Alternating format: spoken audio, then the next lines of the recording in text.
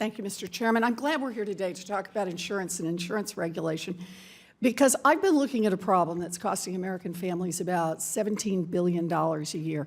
And it starts with loopholes in the law that make it perfectly legal for brokers and advisors, including folks who sell insurance products, to take kickbacks for pushing lousy retirement products on unsuspecting families.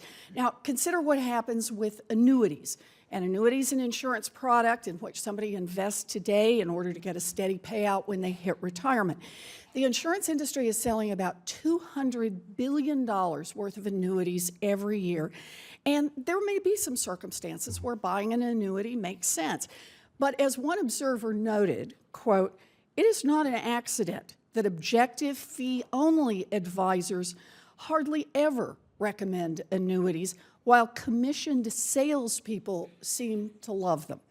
Now, I got interested in what kinds of kickbacks some of these insurance salesmen were getting when they pushed people to buy annuities. And what I found is pretty amazing. I found free cruises, luxury vacations at five-star resorts, an African safari, private yacht tours of the Mediterranean, iPads, Mercedes-Benz leases, and, get this one, a diamond-encrusted NFL Super Bowl-style ring with a large ruby in the middle.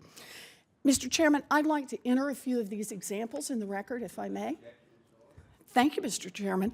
You know, that's a lot of money going to agent kickbacks instead of returns to customers who are just trying to provide for their retirement.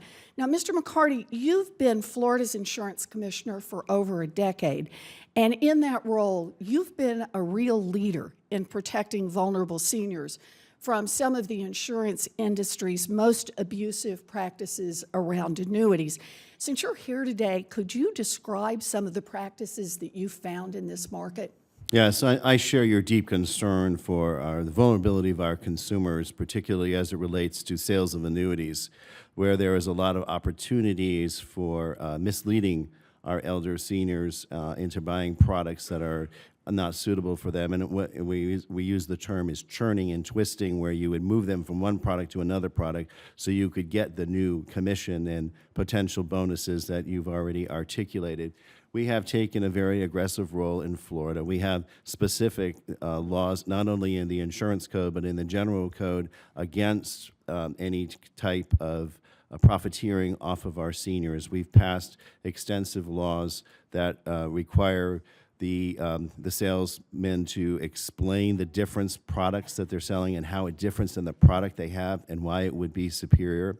We also have a rescission provision, a 14-day look-back period, but I've also been empowered by the Florida legislature to rescind those contracts and return all the premium to the consumers if we find out that that was something inappropriate to be done to that consumer.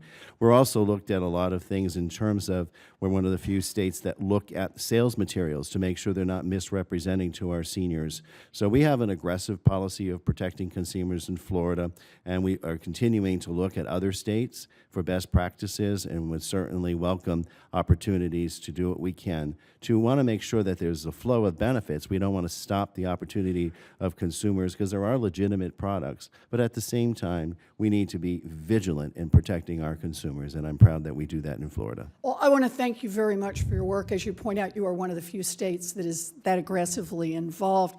You know, most Americans have no idea that the people they go to for retirement advice could get such outrageous giveaways for pushing these products.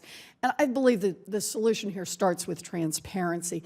That's why today I launched an investigation, sending letters to the 15 largest annuities companies describing the kickbacks that I found and asking them to disclose complete information on the perks, the rewards, the incentives, or whatever else they call the inducements they offer to sell these annuities to families and small investors who are trying to plan for their retirements. I believe that transparency is a powerful first step, but it isn't enough. We all know that investing has risks and nobody's entitled to a guaranteed result, but there should be some basic rules of the road to make sure that investment advisors can't get rich on kickbacks and that giveaways like these cause unsuspecting customers to lose out. The Department of Labor is working right now to set up those rules. I believe they should act forcefully and quickly, and we should help them in any way we can. Thank you, Mr. Chairman.